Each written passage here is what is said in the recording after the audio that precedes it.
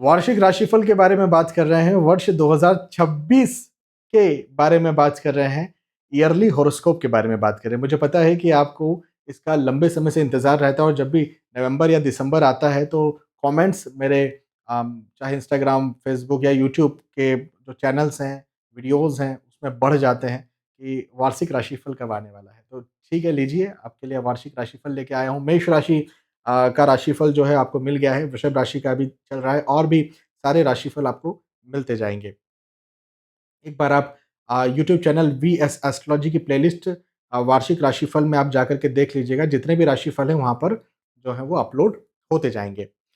तो वृषभ राशि वालों के लिए वार्षिक राशिफल की बात करते हैं। देखो, वृषभ राशि के जो स्वामी होते हैं वो शुक्र होते हैं। तो शुक्र के स्वामी होने की वजह से आपका मन विलासिता में, आपका मन भौतिक सुख-सुविधाओं में, आपका मन खुशबू, खूबसूरती में ज़्यादा आकर्षित होता है। तो ये तो इन जनरल एक आपके लिए बात है। लेकिन वहीं पर इस समय आपको ज़िम्मेदारियाँ भी ज़्यादा बढ़ने वाली है, जिसकी वजह से हाँ, इस वर्ष 2026 में ज़िम्मेदारियाँ बढ़ेंगी। और ज़िम्मेदारियाँ बढ़ेंगी, इसके वजह से क्या होगा कि आप ये जो इतना विलासिता के प्रति अट्रैक्टेड होते हैं, इतना खुशबू, खूबसूरती के प्रति अट्रैक्टेड होते हैं, कहीं न कहीं आप थोड़ा-सा भूलेंगे इस बात को। हाँ, ये चीज़ एक मुझे अ, बनती हुई नज़र आती है। इसको कई लोग मैच्योरिटी का नाम देते हैं, कई लोग ज़िम्मेदारियाँ बढ़ने की वजह से कॉम्प्रोमाइज़ का नाम देते हैं। जो भी आप नाम दें, लेकिन हाँ, ऐसा होने वाला है इस वर्ष। ठीक है, इसमें कोई नुकसान की बात नहीं है। ये एक उम्र होती है जब ऐसा होता है। हमारे साथ भी ऐसा कभी हुआ है। चलिए, हम आगे बढ़ते हैं और अलग-अलग प्रोस्पेक्ट्स है, जैसे आपका स्वास्थ्य है, आपकी पारिवारिक स्थिति, आपकी आर्थिक स्थिति, आपका करियर, आपकी पढ़ाई-लिखाई, अध्यात्म, इस अलग-अलग दृष्टिकोण से हम बात करेंगे, समझेंगे। तो सबसे पहले अम, आपकी आर्थिक स्थिति और करियर के दृष्टिकोण से हम बात करते हैं। देखिए, ये जो वक़्त है ना, ये जो वर्ष है, इसमें इसके मध्य में जुलाई, जून, अगस्त ये वाला जो पीरियड है, इसमें आपको विशेष सफलता मिले और यदि आप बिज़नेस कर रहे हैं तो विशेष सफलता उस समय मिले आपको, ऐसा योग मुझे दिखता है।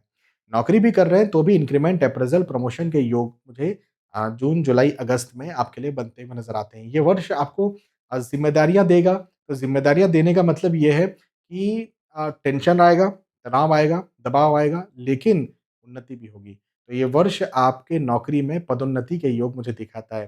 तो ऐसा कह सकते हैं कि वर्ष का जो सेकंड हाफ है, मतलब जून और फिर उसके बाद का जो समय है, ये आपके धन में वृद्धि करवाने वाला समय है। और उसके पहले का जो समय है, ये कहीं न कहीं करियर के दृष्टिकोण से नौकरी, व्यवसाय, प्रोफ़ेशन के दृष्टिकोण से, आर्थिक स्थिति के दृष्टिकोण से डायलेमा में रखने का समय है, दुविधा में रखने का समय है। ऐसा हो पाएगा, नहीं हो पाएगा, ऐसा करेंगे मैं इधर ट्रांसफ़र लूँ, मैं इधर स्विच करूँ या नहीं करूँ? उम, मैं जॉब ये लगूँ या वो कंपनी में लगूँ। तो कहीं न कहीं 2 मन, 3 मन एक साथ आपके हों, ऐसा ये वर्ष का फर्स्ट हाफ आपके लिए रखेगा। लेकिन सेकंड हाफ जो है, वो उन्नति दिलवा देगा, वो सफलता दिलवा देगा, वो चीज़ दिलवा देगा जिसके पीछे आप लंबे समय से लगे हुए हैं। तो ये एक बहुत अच्छी बात मुझे नज़र आती है। तो ऐसा कह सकते हैं ओवरऑल कि सेकंड हाफ, जो मध्य से सेकंड हाफ का जो पूरा पीरियड है, वर्ष 2026 का, ये आपके करियर, धन, नौकरी, व्यवसाय, प्रोफ़ेशन, आर्थिक स्थिति के दृष्टिकोण से बहुत अच्छा रहेगा। इन्वेस्टमेंट्स भी यदि आप सेकंड हाफ में करते हैं, तो उसमें भी आपको लाभ मिलेगा। वहीं पर यदि आपके स्वास्थ्य के बारे में बात करें, देखिए मानसिक तौर पर तनाव कहीं न कहीं आपका बना रहेगा। हाँ, और विशेष तौर पर फर्स्ट हाफ में, जून और उसके पहले का जो पीरियड है, इसमें मानसिक तनाव, चिंता, एंग्ज़ायटी जैसी स्थिति कहीं न कहीं बनी रहेगी। इसका ज़रा आप ध्यान रखें। अ, मुख्यतः पेट का निचला हिस्सा, कमर संबंधी समस्याएँ भी हो सकती हैं। यदि बड़ी या लंबी बीमारी है, तो आपको अप्रैल, मई, जून ये जो पीरियड हैं, इन पीरियड्स में अपनी बड़ी बीमारी का ध्यान रखना है, जैसे डायबिटीज़ है, हार्ट डिसीज़ है या कोई माइग्रेन की समस्या है, जो भी मतलब जिसे शिकायत होती है ना, एक लंबे समय तक चलने वाली जो समस्या होती है। ऐसी यदि कोई समस्या आपको है, तो आप अपने स्वास्थ्य का विशेष ध्यान रखें। डॉक्टर जैसा बोलते हैं, वैसा ही खान-पान रखें, वैसी मेडिसिन्स रखें। कब? अप्रैल, मई, जून इस पीरियड में। उसके अलावा ऐसी कोई दिक्कत की बात नहीं है। उसके अलावा इन जनरल देखो, डायबिटीज़ वगैरह ये है तो इन जनरल तो ध्यान रखना ही पड़ता है हर किसी को। लेकिन ये जो मैंने पीरियड बताया, इसमें विशेष ध्यान रखने की ज़रूरत है। उसके अलावा ये वर्ष आपके लिए स्वास्थ्य के दृष्टिकोण से अच्छा है।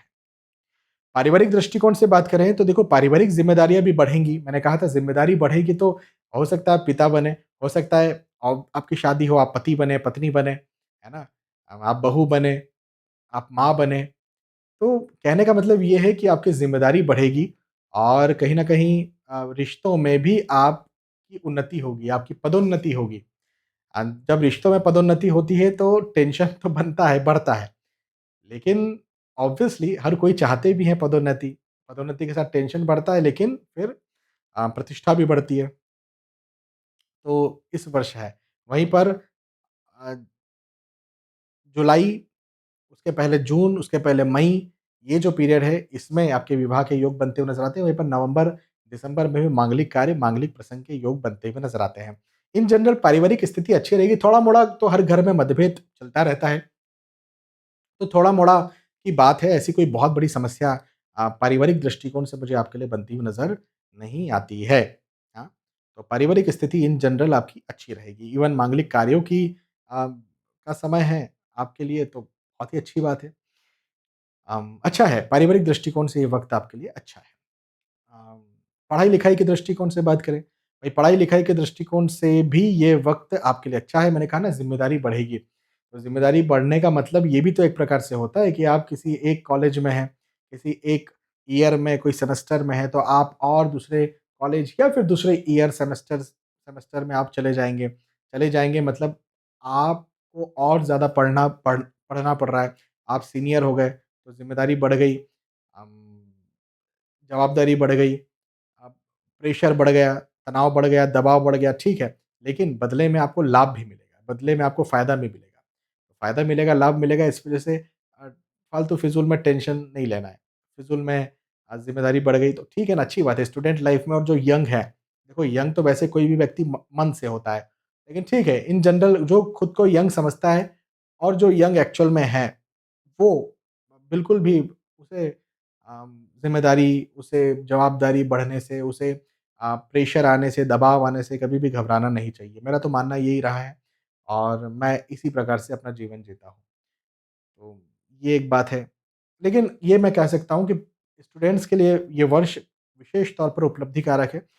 जो भी आप एग्ज़ाम दे रहे हैं, जो भी रिज़ल्ट आपका आ रहा है, बिल्कुल पॉज़िटिव रहेगा, पॉज़िटिव रहेगा। आप जिस चीज़ के लिए एग्ज़ाम दे रहे हैं, जिस चीज़ के पीछे लगे हुए हैं, वो चीज़ आपको मिल जाएगी, बिल्कुल चिंता नहीं करना है।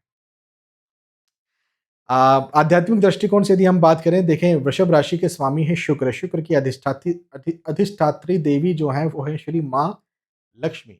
माता लक्ष्मी जी के मंदिर आपको हर शुक्रवार को जाना चाहिए। श्री महालक्ष्मी की उपासना करना, श्री सूक्तम या श्री सूक्त कहते हैं, इनका पाठ हो सकता है हर रोज़ करना, नहीं हर रोज़ कर सकते तो हर शुक्रवार की शाम में करना, ये आपके लिए बहुत अच्छा रहेगा।